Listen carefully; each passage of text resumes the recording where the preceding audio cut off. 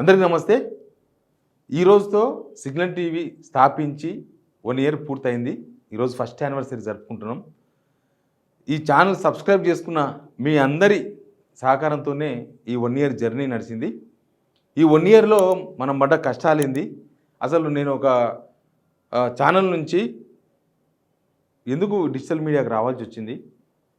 Full fledged interview ఒకటి సాయంత్రం 7 గంటలకు మన సిగ్నల్ టీవీలో ప్లే అవుతుంది. మీరంతా చూడాలని కోరుకుంటున్నా. చాలా వివరాలు ఇచ్చిన చాలామంది నన్ను అడుగుతున్నారు, మీరు ఏం చదువుకున్నారని, మీ ఫ్యామిలీ బ్యాక్గ్రౌండ్ ఏందని, అసలు మీరు V6 నుంచి ఎందుకు బయటకు వచ్చిర్రు అని, అసలు మీరు అక్కడ ఏం జరిగిందని, రకరకాల ఆరోపణలు, విమర్శలు, మీరు కేటీఆర్ మనిషి అని, తర్వాత మీకు డబ్బులు ఎక్కడి నుంచి వస్తాయో చెప్పాలని, ఇట్లాంటి చాలా డౌట్స్ చాలామంది కామెంట్స్ పనులు చెప్పిండ్రు. అన్నిటికీ ఒకేసారి సమాధానం చెప్పాలని ఆ ఇంటర్వ్యూ ఇచ్చిన. అందరిని నేను ఇంటర్వ్యూ చేసిన ఇప్పటిదాకా, కానీ దానిలో మాత్రం నేనే ఇంటర్వ్యూ, నేను గెస్ట్ని, వేరే వాళ్ళు యాంకర్. కాబట్టి సాయంత్రం 7 o'clock ఉంది. ఆ వీడియో మీరు చూస్తారని నమ్ముతున్నా. సేమ్ టైం దానికి సంబంధించిన ప్రోమో కూడా ఆల్రెడీ సిగ్నల్ టీవీలో రాత్రి పోస్ట్ అయింది. ఒకసారి చూడండి మీరు. 7 o'clock ఆ వీడియో రాబోతుంది. ఇక వీడియోలోకి పోతే అసెంబ్లీ నడుస్తుంది కదా. అసెంబ్లీలో మనకేం జరిగిందో తెలుసు. First day governor speech, second day అంత గొడవ జరిగింది, జగదీష్ రెడ్డి సస్పెండ్ అయ్యిండు, థర్డ్ డే సెలవు, ఫోర్త్ డే ఇలా వర్కింగ్ డే అయితే థర్డ్ వర్కింగ్ డే. ఇలా ఏమైందంటే మంచిగా నడిచింది. నడిచే వరకు కొన్ని అంశాల మీద చర్చ జరిగింది. ఫస్ట్ ప్రధాన ప్రతిపక్షం కాబట్టి బీఆర్ఎస్లకు అవకాశం దొరికింది. రుణమాఫీ గురించి బాగా అడిగినరు.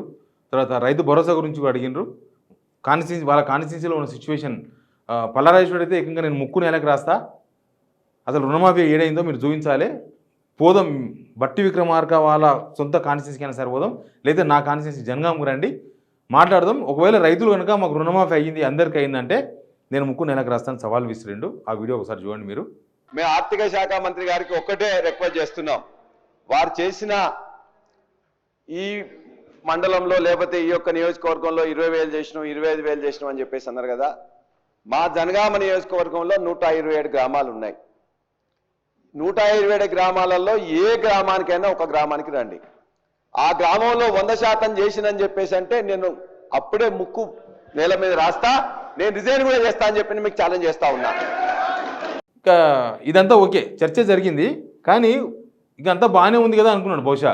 ఇక రేవంత్ రెడ్డి చేసిన కామెంట్ మీద బీఆర్ఎస్ ఎట్లా స్పందిస్తుంది అనేది సభలో స్పందించాలనుకున్నారు వాళ్ళు. యాక్చువల్గా నిన్ననే కనుక రేవంత్ రెడ్డి వచ్చింటే సభకు, నిన్ననే బీఆర్ఎస్ రియాక్షన్ ఉండేదేమో. ఆయన రాలేదు సభకు. నిన్నంటే మొన్న ఆయన ఢిల్లీలో ఉన్నాడు కదా, ఆ రోజు నిన్న సెలవు. కాబట్టి ఈరోజు వచ్చిండు. ఆయన ఇట్లా లేవంగానే, రేవంత్ రెడ్డి లేవంగానే స్పీచ్ మేము బైకాట్ చేస్తున్నాం, రేవంత్ రెడ్డి స్పీచు అని బీఆర్ఎస్ ఎమ్మెల్యేలంతా బయటకు వచ్చేసారు. నిజంగా కూడా పొలిటీషియన్ కావచ్చు, ఆయన ముఖ్యమంత్రి ఒక మాట మాట్లాడేసి ఇక నాకేం సంబంధం లేదు, ఏదో మొన్న మాట్లాడేసినా అయిపోయింది అనుకునే ఛాన్స్ లేదు. అది చాలా తీక్షణమైన కామెంట్, తీవ్రమైన కామెంట్. ఒక ఆరోపణ చేయండి, కేసీఆర్ 1,00,000 కోట్లు దోచుకోమని చెప్పండి, అధికారం మీదే కాబట్టి దాన్ని ప్రూఫ్ చేయండి, దానికి ఇబ్బంది లేదు ఎవరికి కూడా. దానికి నాకు తెలిసి బీఆర్ఎస్ వాళ్ళు కూడా ఇస్తే కౌంటర్ ఇస్తారు. చూయించు మీరే అధికారం కదా, మీరు ప్రూఫ్ చేసి మాట్లాడాలి, అట్టెట్లా మాట్లాడతారని బహుశా ఒక కౌంటర్ ఇస్తారు. అంతకుమించి వాళ్ళు సీరియస్గా తీసుకునే అవకాశం లేదు. కానీ మీరు స్టేచర్ మార్చురీ అనే వర్డు, అది చాలా దాన్ని ఎవరు యాక్సెప్ట్ చేయరు. అసలు సభలో జగదీష్ రెడ్డి, ఈ సభ మనందరిది, మీరు ఆ వీడియో ఉంది, నువ్వు అనేది మీరు అని అన్నారు. నేను మళ్ళీ విని చెప్తున్నా. మీరు మాకు పెద్ద మాత్రమే, కానీ ఈ సభ అందరిది అన్నడనే అదొక బూతులాగా, అదొక వ్యవహారంలాగా అసెంబ్లీకి వెళ్ళి సస్పెండ్ చేసారు మొత్తం. ఈ సెషన్ మొత్తం అసెంబ్లీ ఉన్నంత రోజులు ఈ అసెంబ్లీ అంటే 27వ తేదీ వరకు. మరి ముఖ్యమంత్రి ఒక మీటింగ్, అది ఆడికి వచ్చిన వాళ్ళ జూనియర్ లెక్చరర్స్, అది వాళ్ళందరికీ నామినేషన్, వాళ్ళందరికీ ఎంపికైన పత్రాలు ఇస్తూ ఉన్నారు రవీంద్ర భారతిలో. అందులో సమయ సందర్భం లేకుండా ఆ మాట మాట్లాడడం కరెక్ట్ కాదు. జగదీష్ రెడ్డిని దీనికే సస్పెండ్ చేస్తే ఇప్పుడు రేవంత్ రెడ్డిని ఏం చేయాలి? ఆయన సభానాయకుడు, సభను నడిపించాల్సిన వాడు, రాష్ట్ర ముఖ్యమంత్రి, రాష్ట్రాన్ని నడిపించవలసిన వాడు. ఆయన అట్లా మాట్లాడితే అవి బూతులు కాదు, బూతులకు మించింది. బూత్ అంటే ఏముంటుంది, పోరా అంటే పోరా అనుకోవచ్చు.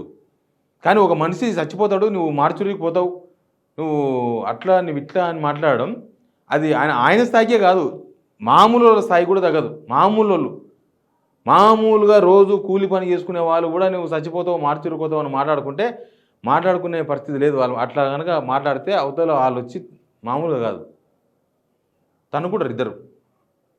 అట్లాంటి వర్డ్ అది. నువ్వు లాగులో తొండలు ఎక్కిస్తా అంటే సరే, నువ్వు ఎక్కించినప్పుడు చూడొచ్చు, ఇంకేదైనా చేస్తామంటే అప్పుడు చూడొచ్చు.